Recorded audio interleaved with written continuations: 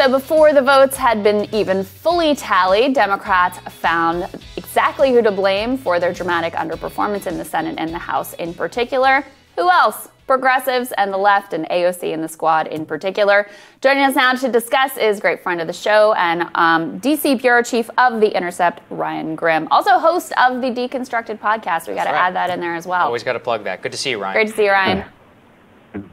Appreciate the plug. Yeah, of course. Always, man. Ryan, give us your general reaction to kind of this brouhaha that has erupted in the last 24 to 48 hours. You can't think of anybody better to discuss it with. And in general, what do you think that this portends for the future under a Biden administration?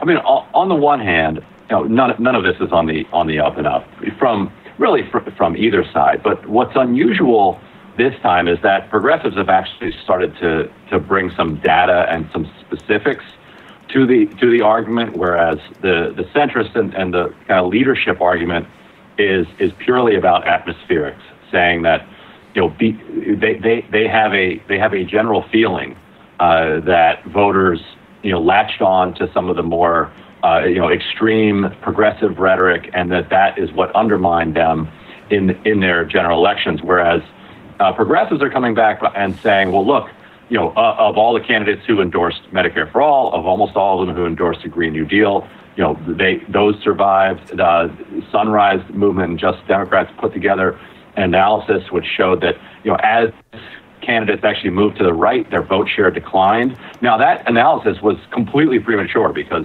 they're not done counting votes in California and New York. But that's a case of progressives actually bringing a gun to this knife fight. Say, like, look, if everybody's going to make disingenuous arguments on behalf of their own priors immediately after an election happens, then fine. Here's a chart that makes our point. And all of this is all the more absurd because nothing matters more to Democrats than whether or not they win the Georgia special elections in the first week of January.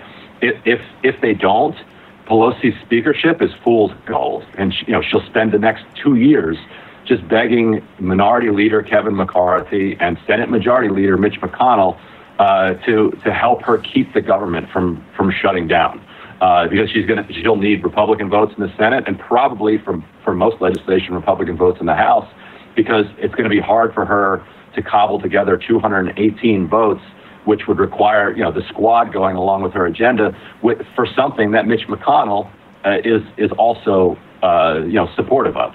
So she's going to have an extremely tricky job. The thing that she ought to be worried about is actually winning the Senate so that Democrats can do something for people over the next 2 years so that they can actually maybe expand their governing majority in 2022.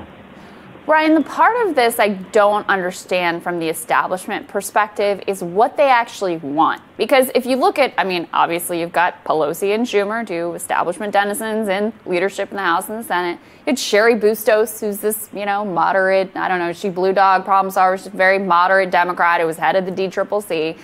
They got the nominee they wanted in Joe Biden, who's, lifelong career as a centrist and a find the common ground kind of guy in D.C. So, what is it they actually want? Do they want the squad just to go away? Do they want them to be quiet? Do they want progressives to, not hold the views that they hold? What is it that they're actually advocating for here?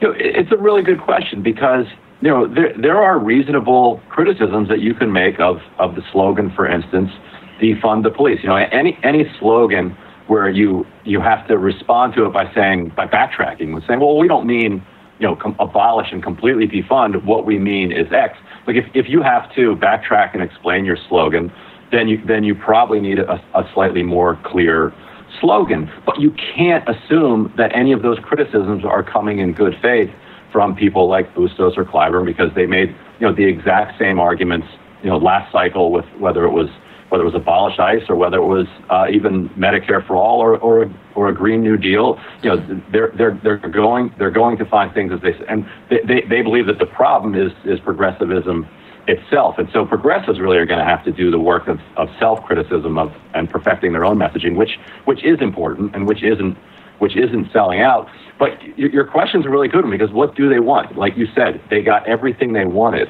And if, for instance, Bernie Sanders had been the nominee, or even let's say Elizabeth Warren is the nominee, and she wins narrow victories in all the states that Biden won, but the House loses seats, they don't take the Senate, they get crushed in state legislatures around the country, what would we be hearing?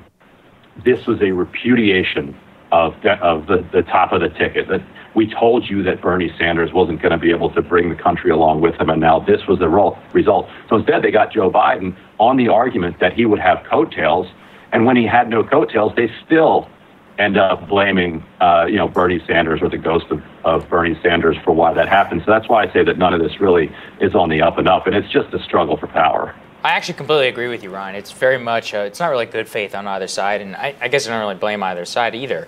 Here's my question to you. With such a tight margin in the House now for votes, is the squad going to behave more like the Freedom Caucus or more like the Congressional Progressive Caucus during the stimulus negotiations? A lot of it is going to depend on the Senate. So if Democrats can take the Senate, then what the squad ends up being able to fight for are real gains for people. The difference between moving, let's say, the Medicare age from down to 60 or down to 45 or 50. Those are concrete material gains for millions of people that can actually be enacted. If Mitch McConnell ends up controlling the Senate, then the House is the best the House can do is just kind of moderate whatever it is that Mitch McConnell is able to pick from Joe Biden's pocket in every negotiation that he has with him. It becomes pure tactical posturing to say, because Pelosi will sit down with McCarthy if she can't get the squad, and it becomes much less motivating and inspiring of a fight if you're just trying to mitigate the harm that McConnell's doing rather than expand the good that a full Democratic government could do. Yeah, I think that is all well said. Ryan, always great to see you. Good to see you, Ryan. Thanks, man. Good to see you, too. Yep, you got it. We'll have more Rising for you after this.